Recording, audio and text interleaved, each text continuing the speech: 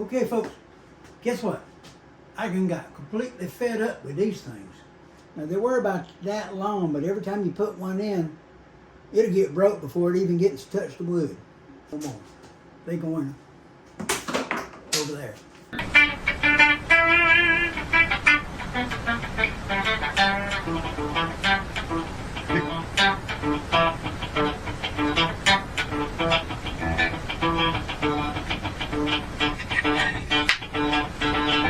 Made me up a jig with slots in it, and I'm going to use that to cut my fret slots. I put a pin on my table right here so I could use my table and go down through there and cut fret slots. So we're going to try it, see how it works. Be the first test. We're going to figure out what distance, how thick we got to go. I've already burnished the tape, so don't worry about that. This is what I use to burnish my tape. It's a big flat marble with a flat bottom. It's a paperweight, but yeah. Works great for burnishing tape. Now we're just going to stick this on here. We got it cut flat. We're going to put the end of it right here with this.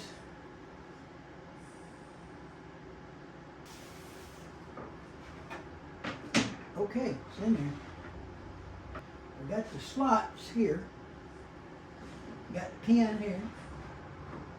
We put that right there like that, and hold that with two hands and go right across there, and it should cut that fret slot. Now all we got to do now is get the fret slot up to the right height. So let's work on that.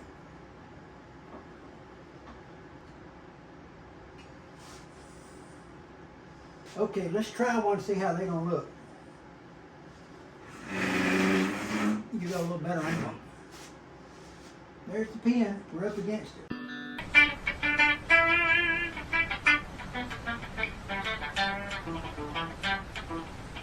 Okay, at this point in the testing, I realized that this thing was raising itself up and it was going to cut the fretboard completely in half. I had to do something about that. We're working on it to fix the saw.